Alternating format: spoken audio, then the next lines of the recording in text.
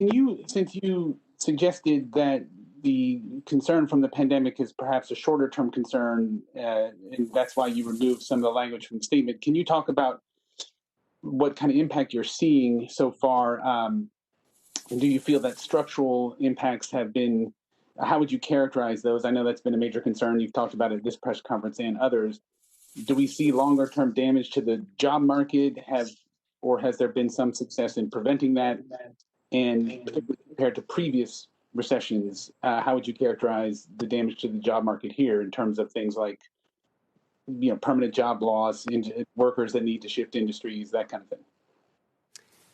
The big thing is that the jury's out, and this has been a concern since the very beginning, is the concern that people, if they become disconnected from the industry or the job that they used to work in, it can be years or never when they get back into the labor force, particularly for people who are well along in their careers.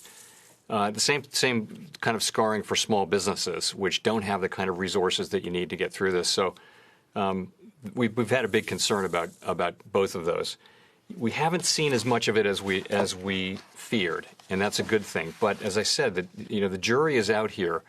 9 or 10 million people still out of work because of the pandemic. A big chunk of them are people who worked in public-facing jobs in the service sector. And, they've gotten a lot of support from fiscal policy and some from monetary policy. But the question is getting them back to work. And, it's harder it takes longer empirically to find that next job if you're looking in a brand new industry. It's not easy to change careers completely mid-career. So that just, again, stresses the urgency that we feel and others feel at fully defeating the pandemic, finishing the job, and getting back to a place where it's safe to have these, to stay in hotels, to fly on airplanes, to go to sporting events and movie theaters and all of those things.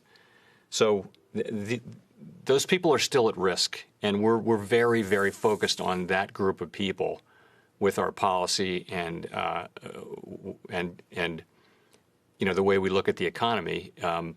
So many people have had that bridge across the pandemic. We talked about that at the beginning. For many people, it's clear that they've made it across and their job is okay and their house is okay. And, it's been terribly inconvenient and painful, and schools are closed and things like that. But there's a bunch of people yet who haven't found that bridge yet, and we're very focused on that. Of course, the other thing is we're going to a different economy, and we're going to be learning more about that as we go. But clearly, we're learning that things can be done from remote locations. We're learning that technology can replace people even more than we thought, and some of that is happening. So I think as we get into this, the phase even after the economy fully reopens, I think we're still going to need to keep people in mind whose lives have been disrupted because they've lost the work that they did.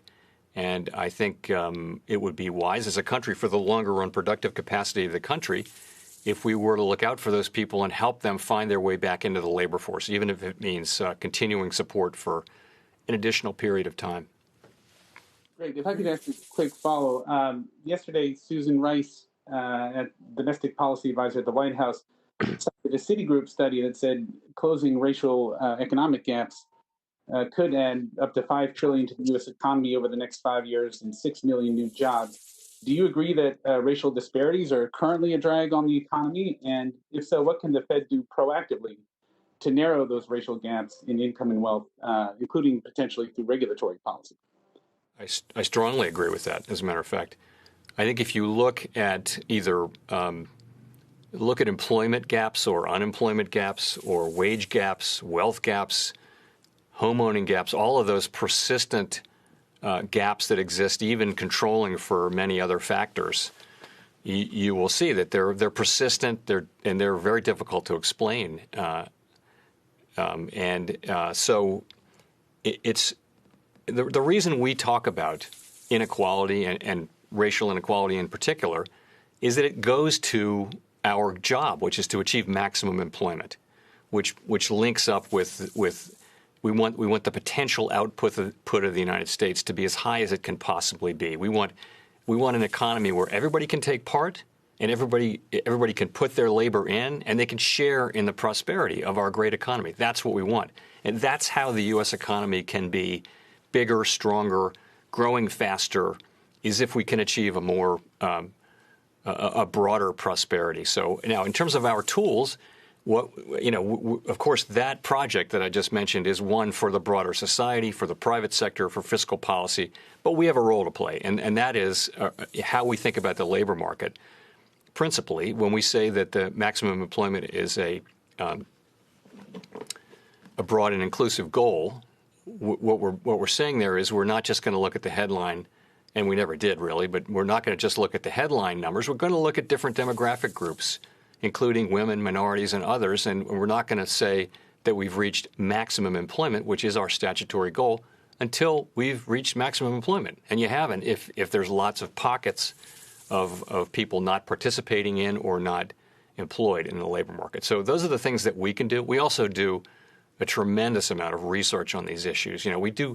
We have such a focus on these issues now that we have a web page relatively new where you can access all of it. But it's a lot of activities in our Division of Consumer and Community Affairs. It's lots of research, and it's also our enforcement of fair lending laws and things like that. So I think everybody's got a role to play here. It's a national goal and a national job, and we're just going to do our part of the job. And it's something we're strongly committed to. Shepard Smith here. Thanks for watching CNBC on YouTube.